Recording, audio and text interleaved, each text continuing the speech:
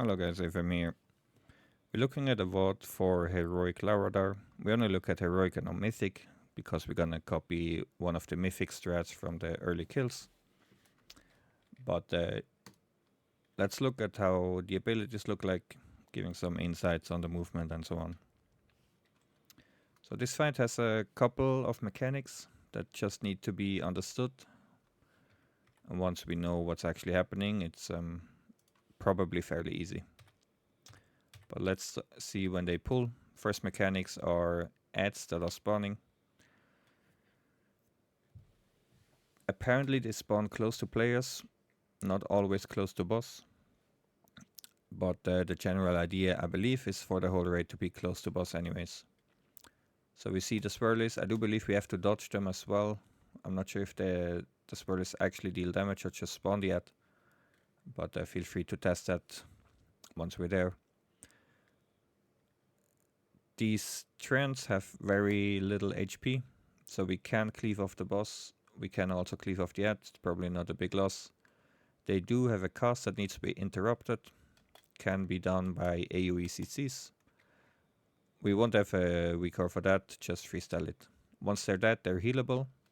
So healers, make sure that you're somehow able to heal them with raid frames or whatever you need to do to heal them. Once they are fully healed, we can see they run to the middle. They channel something on the seat in the middle. They also drain HP, so healers keep them healed, I think, all the time if you can. Okay, so much for the ads. Let's go a bit back. Second ability, dodges are just some swirlies that needs to be dodged. Nothing special. The charge is a tank mechanic. Charges towards the tank and leaves fire, so tanks just place them in a smart location. Ideally to the outside, I believe. Roots is the next important ability. So for roots, actually before roots, let's look at these dodges. It's actually not in bigwigs, but it will be. If you look at Blazing Thorns cast, it gives a pattern always around the boss. Important to dodge, but more importantly are these orbs that spawn at the edges. These are moving towards the boss. They shouldn't reach him, because otherwise they buff him. Instead, one player can soak one of the orbs. That player gets a 20% crit bonus, but also a dot that ticks relatively hard. This is stackable, but because of the dot, most likely don't take more than 2 orbs, ideally only 1. On Heroic, it probably doesn't matter which player gets which orb. On Mythic, we might have some assignments. So every time you see this pattern, dodge, but also make sure that the orb is soaked. Then Root's ability, another important one.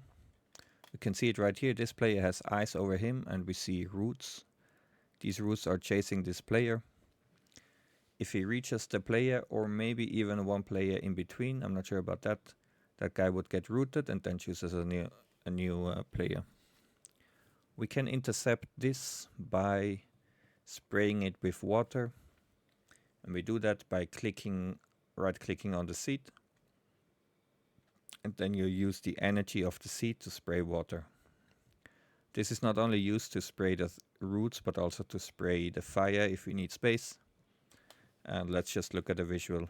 This hunter will right-click the seat and is gonna spray the water. If you look at it, he just frontal sprays it and gets rid of the water, uses energy of the seat. He also gets a 4-minute debuff, which then he can't click again on the seat. So we do have to rotate player around who do that mechanic. But if we look at the root again, it's chasing this player. In order to stop this, we need to spray it with water. And we see this guy is actually clicking it, spraying the root. At that point, the root turns into an attackable bramble. That means everybody will swap onto the bramble, kill it. Ideally, we drag the boss on top of it for cleave damage. We kill the bramble, and then it turns into a healable seed, so to say, or a healable bramble. and it will get healed up. Again, every time you see this pattern, look at the orbs and get a soak. This Bramble will get healed in order to survive his ultimate at 100% energy. It's just rate wide damage. If we don't have this healed up, it would kill us. But if it is healed, we can have a look right here. Once he casts Raging Inferno at 100% energy, we just step inside and this prevents death. Yeah, that's all the abilities. We do this a couple of times. The boss phase is now at 35%, I believe. Or after three something, I forgot what it is. Maybe 3 roots or something. But most likely at 35%, but correct me if I'm wrong. So, if you look at P2, let's skip ahead. They're facing actually here on 35, maybe it's at 40 now, I can't remember. Starting with a 15-second cast, deals very heavy damage. This is mostly where we use most of our heal cooldowns. Not sure about the time, but they pushed at 2 minutes 30 seconds. Just surviving this cast. There's a couple of new abilities, not too many though. Also, before we phase, we probably want to use the seed one more time, just get rid of all the fire to give us more space. So phase 2 Receive starts out with a soak. This soak mechanic is exactly the same as Magmarex, just Red Swirlies needs 1 player soaks at least. Step in. Then a frontal that happens on the tank.